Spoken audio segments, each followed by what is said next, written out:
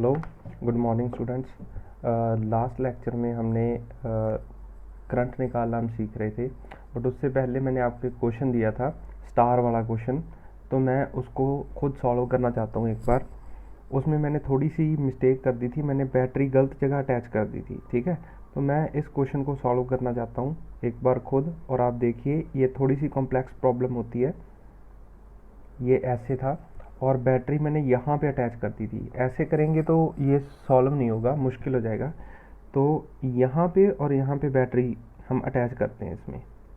ऐसे मान लीजिए, ऐसे बैटरी है और हर एक जो पार्ट है इसका, हर एक की रेजिस्टेंस आर आर आर है।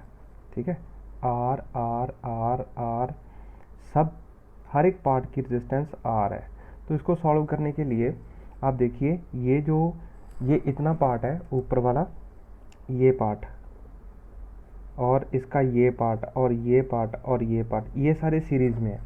क्योंकि जितना करंट इधर से सपोज इसमें जाता है, उतना ही करंट फ्लो करके इसमें से जाएगा, उतना ही करंट, जितना करंट एक बार यहाँ पे चला गया उतना ही करंट इसमें से भी जाना पड़ेगा। जितना करंट एक बार इसमें चला गया उतना करंट इसमें भी आना पड़ेगा। ऐसे ही ये सारे सीरीज में है। सीरीज में है तो इनको मैं एक बना लेता हूँ, इन दो का मैं एक एक पेयर बना लेता हूँ। तो पहले ये लाइन नीचे वाली आर को मैं आर ड्रॉ कर लेता हूँ, और ऊपर वाली है जो, उसको मैं ऐसे गोल करके ड्रॉ कर देता हूँ, 2R है वो। समझ आया? ये वाला पार्ट आर प्लस आर। ऐसे ये पार्ट था और यहाँ पे ऊपर वाले पार्ट को मैंने 2R लिख दिया। ऐसे ये पार्ट था तो इस पार्ट को मैंने 2R लिख दिया। ऐसे ही ये पार्ट है तो इसको मैंने 2R लिख दिया। ये बच गया ऐसे, और यहाँ पे ऐसे बैटरी लगी हुई है, ऐसे।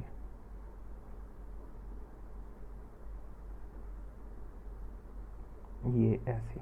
अब देखिए, ये भी आर आर, सब आर है, ये नीचे वाला। अब इसको देखिए, ये पार्ट, ये आर और ये 2R, ये दोनों पैरेलल में है।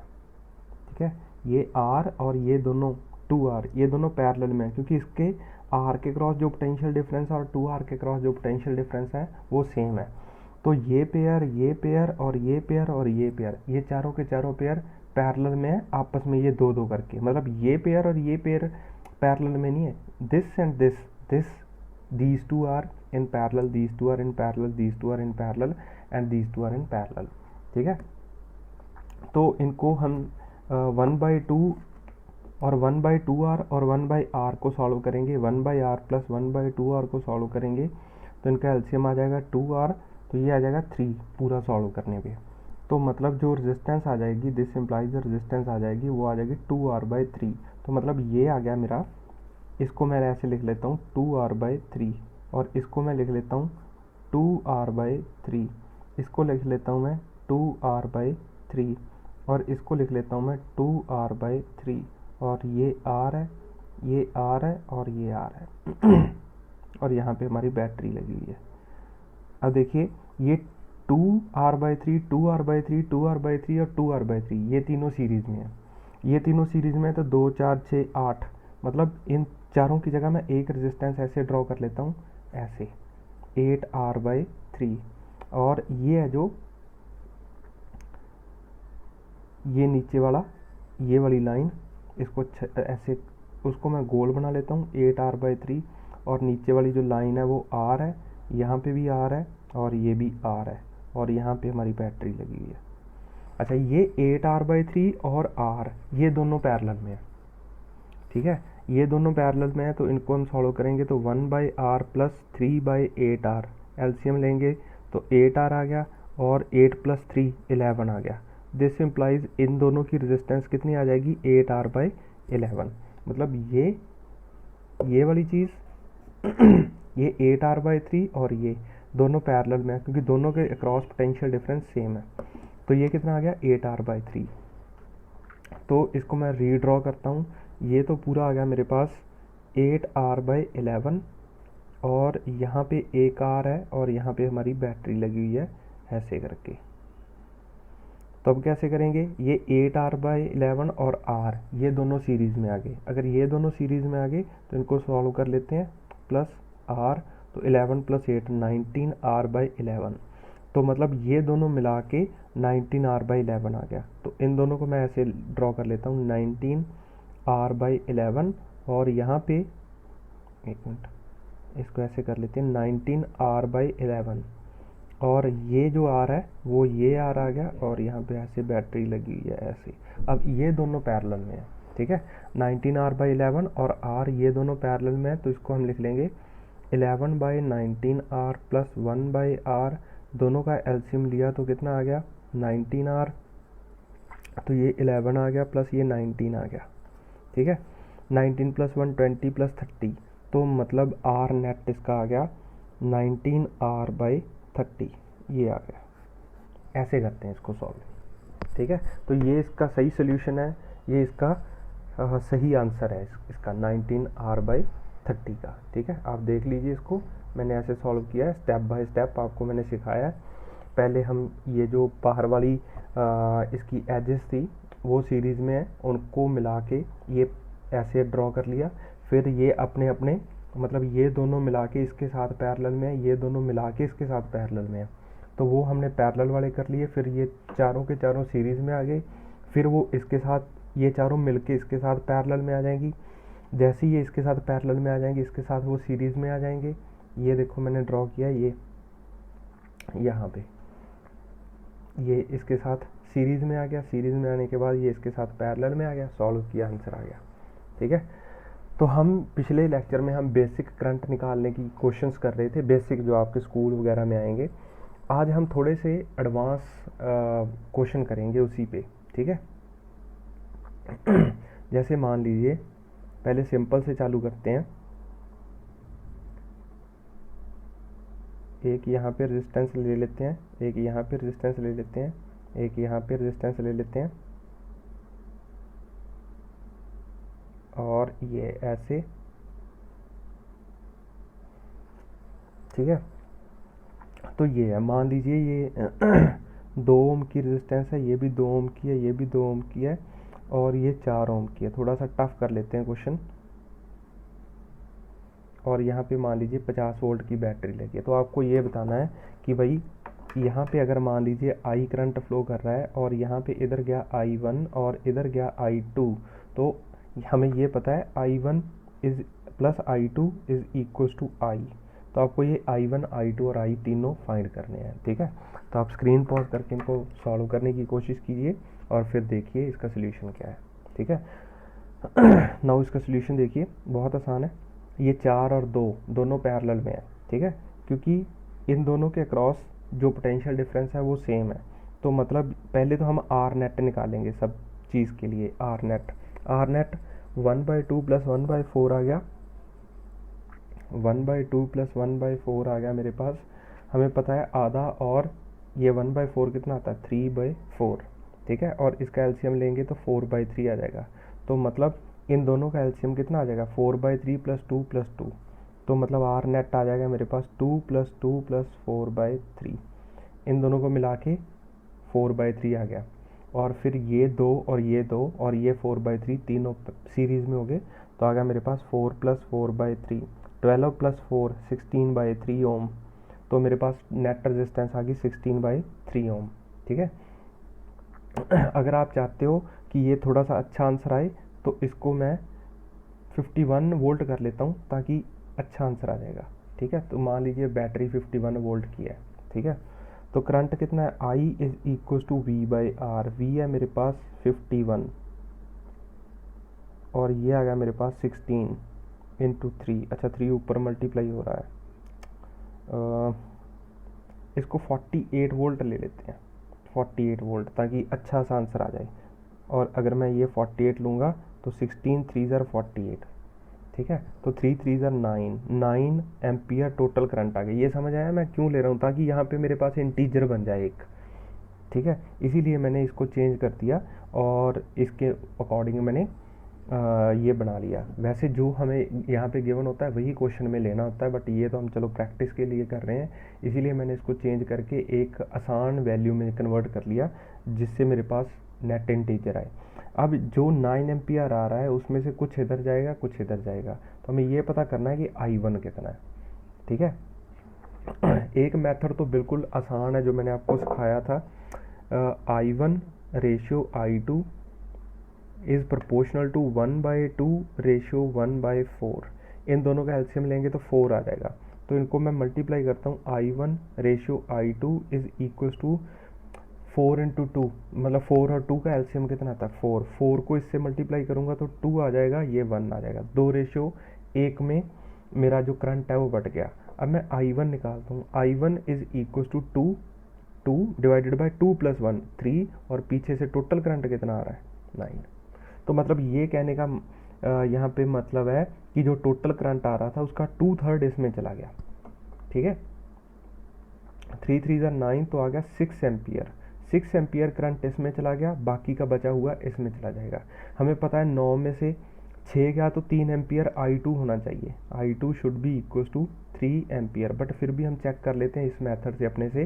तो I2 कितना आ जाएगा, I2 यहाँ पे लिखता हूँ मैं, I2 is equal to 1 divided by 3, ये 1 है ना I2 के साथ, इसके प्रोपोर्शन में 1 है, तो 1 divided by 2 plus 1 3 into total current कितना है 9, तो इसको मारोगे तो ये आ गया 3 एम्पियर। तो देखिए सही आ रहा है जो हमने सीखा था। ठीक है, तो ऐसे तो हो गया ये आसान। अब दूसरा मेथड है जो लंबा वाला मेथड है, उससे करने की अगर मैं कोशिश करता हूँ तो वो देखिए कैसे करेंगे। हमें पता चल गया कि भाई 9 एम्पियर करंट फ्लो कर रहा है, तो पहले हम देखेंगे कि इसके अक्रॉस पोटेंशियल डिफरेंस कितना है। अगर मेरे को इसके अक्रॉस पोटेंशियल डिफरेंस पता चल जाएगा तो इसके क्रॉस भी मैं पता कर लूँगा। अगर इसके क्रॉस पता चल गया तो मतलब यहाँ का और यहाँ का पोटेंशियल डिफरेंस पता चल जाएगा, यहाँ का और यहाँ का पोटेंशियल डिफरेंस पता चल गया तो इनके क्रॉस पोटेंशियल डिफरेंस पता चल जाएगा। अगर इनके क्रॉस पता चल गया तो मैं अपना करंट निकाल सकता हूँ। तो दूसरा मेथड जो है लंबा मेथड है वो देख लीजिए। ये मेरा शॉर्टकट मेथड है, थोड़ा सा अच्छा मेथड है वैसे ये। तो यहाँ पे भी 48 आ गया, ये 0 हो गया। अब यहाँ पे निकालते हैं। मान लीजिए यहाँ पे x है, अगर यहाँ पे पोटेंशियल x है और ये y मान लेता हूँ, ठीक है। तो मुझे पता है I इज़ इक्वल टू या V is equal to I into R, V potential difference आ गया। तो 48 minus x is equal to 9 into 2। इतना करंट फ्लो कर रहा है 9 एम्पियर, यहाँ से फ्लो कर रहा है 9 एम्पियर। वो आगे जाके 2 हिस्सों में टूट जाता है, बट अभी तक 9 है। तो मतलब 48 minus 18 is equal to x. तो x कितना आ गया 30, x आ गया 30, मतलब यहाँ पे 30 है और यहाँ पे भी 30 है, और यहाँ पे भी हम ले लेते हैं, ये 0 है ये y है। तो 0 minus y is equal to, मतलब करंट इधर फ्लो कर रहा है ना, इसको y माइनस 0 लेता हूँ मैं, y minus 0 higher minus lower is equal to I कितना है, यहाँ पे भी तो वही करंट आ जाएगा ना। ऐसे करंट गया I1 I2 बन गए, और I2 और I1 और I2 मिलके वापस I बन गया। तो y minus 0 is equal to I is 2 into R. तो y इज़ इक्वल टू 2 कितना, 2 को r के साथ, नो सॉरी r तो 2 है, i कितना है 9 2 ज़ार 18, तो मतलब y की वैल्यू आ गई 18, और यहाँ पे भी 18 और फिर यहाँ पे 0। तो मतलब इसके अक्रॉस पोटेंशियल डिफरेंस कितना आ गया 2 के अक्रॉस। तो 2 में करंट कितना गया I1 is equal to I is equal to V by R. V कितना है, V है 30 माइनस 18 डिवाइडेड बाई 2। तो 30 में से 18 गए, 12/2 दैट इज टू 6 एम्पियर। देखिए जो ऐसे वैल्यू आई वही वैल्यू यहाँ पे आई थी। और दूसरा I2 कितना आया, I2 is equal to 30 minus 18 by 4। तो 12/4 इज़ इक्वल टू 3 एम्पियर। तो चाहे आप ऐसे कर लीजिए रेशियो वाले से, चाहे आप ऐसे कन्वेंशनल मेथड से कर लीजिए, आंसर आपको दोनों केसेस में सेम ही मिलने वाला है। ठीक है, और ये मेथड लंबा है, थोड़ा सा अकल चाहिए इसको करने के लिए। ये मेथड शॉर्टकट होता है। ठीक है, इसमें आप मिस्टेक भी कर सकते हैं। अगर इसको गलती से आपने कुछ और ले लिया, ये पोटेंशियल है और अगर आपने इसको पोटेंशियल डिफरेंस मान लिया तो मिस्टेक हो सकती है। मतलब ये जो 30 है ना, ये यहाँ का पोटेंशियल डिफरेंस नहीं है, ये यहाँ का पोटेंशियल आया है। ठीक है, और देखिए इसको हम थोड़ा सा और अच्छा बनाते हैं, और एक ट्रिक क्वेश्चन है ये। ठीक है, अब देखिए इसको कैसे करते हैं। मान लीजिए ये यहाँ पे हमारे पास ऐसे 3 रजिस्टर लगे हुए हैं, और यहाँ पे भी एक रजिस्टर लगा हुआ है, और यहाँ पे भी एक रजिस्टर है, और यहाँ पे भी एक रजिस्टर है, ठीक है, और एक यहाँ पे प्लेन वायर है, ठीक है, यहाँ पे एक प्लेन वायर है, और ये 2 ओम 2 ओम सब 2 2 ओम के रजिस्टर लगे हुए हैं, 2 ओम 2 ओम 2 ओम 2 ओम 2 ओम, ठीक है। तो आपको बताना है कि भाई net resistance of the circuit क्या है। सबसे पहले तो हमें net resistance of the circuit निकालनी पड़ेगी, ठीक है। अगर आपने net resistance of the circuit निकाल ली तो समझ लो कि आपका क्वेश्चन हो गया, ठीक है। तो यहाँ पे एक प्लेन वायर लगी हुई है, तो इसकी आर नेट है जो, आप स्क्रीन को पॉज कीजिए और इसको सोचिए, सॉल्व कीजिए और फिर देखिए आपका आंसर क्या आता है, ठीक है। देख लिया। अब देखो इसकी जो आर नेट आएगी वो मेरे हिसाब से 16/3 ही आएगी अगेन। उसका कारण एक आपको लग सकता है कि ये क्या लिख दिया। देखिए जैसे ही करंट इधर जाएगा यहाँ पे, तो करंट को उसके बाद यहाँ आने के बाद 2 रास्ते मिल जाएंगे, एक ये रास्ता मिल जाएगा जाने के लिए, एक ये, इसको मैं I1 मान लेता हूँ, इसको मैं I2 मान लेता हूँ। जैसे ही करंट यहाँ पे जाएगा तो इसको अगेन 2 रास्ते मिलेंगे, एक ये और एक ये। अब ये जो रास्ता है इसमें कोई भी रेजिस्टेंस नहीं है और यहाँ पे रेजिस्टेंस 4 ओम इसको मिलेगी। तो करंट है जो वो हमेशा वो रास्ता चूज़ करता है जिसमें रेजिस्टेंस ना हो। तो मतलब जैसे देखिए इस केस में यहाँ पे 4 ओम रेजिस्टेंस थी, 4 ओम रेजिस्टेंस थी, तो इसमें से कम करंट गया, कितना, 3 एम्पियर करंट गया, ठीक है। और जो ये 2 ओम रेजिस्टेंस था उसमें से 6 एम्पियर करंट गया। तो मतलब अगर ज़्यादा रेजिस्टेंस होती है तो कम करंट जाता है, क्योंकि करंट उधर भागता है जिधर कम रेजिस्टेंस हो। तो ऐसे ही जब ये करंट यहाँ पे पहुँच जाएगा तो करंट के लिए 2 रास्ते हैं, एक तो ये और एक ये। तो जिस रास्ते में बिल्कुल कम रेजिस्टेंस उसको मिलेगी वहाँ से करंट जाएगा। तो मतलब इधर करंट बिल्कुल नहीं जाएगा, करंट ऐसे आके पूरे का पूरा करंट इधर से चला जाएगा। तो ये दोनों, इसीलिए मैं बोल रहा था कि ये ट्रिक क्वेश्चन है, ये दोनों सर्किट में है ही नहीं, हो या ना हो इनका फ़र्क नहीं पड़ता जब ऐसे। This is called short circuiting, इसको हम शॉर्ट सर्किटिंग बोलते हैं, शॉर्ट सर्किटिंग करती है।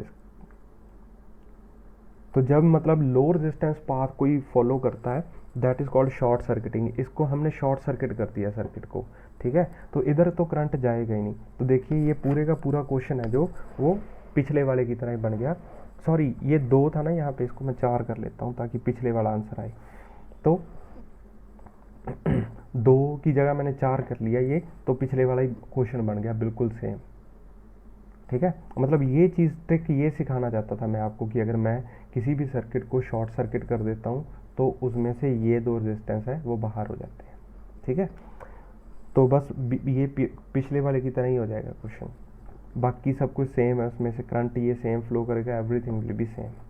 और देखिए अब थोड़ा सा हम टफ क्वेश्चन करते हैं, ऐसे ऐसे ऐसे ऐसे ऐसे और फिर ऐसे, और ये सारे मान लीजिए 2 2 ओम के हैं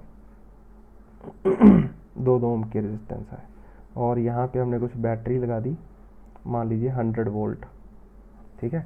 तो आपको ये पता करना है कि अगर यहाँ पे टोटल करंट I फ्लो कर रहा है, ये करंट I है, तो यहाँ पे आ जाएगा I1, इधर चला जाएगा I2, ठीक है। फिर आगे जाके करंट डिवाइड होगा, यहाँ पे होगा I3 और यहाँ पे होगा I4।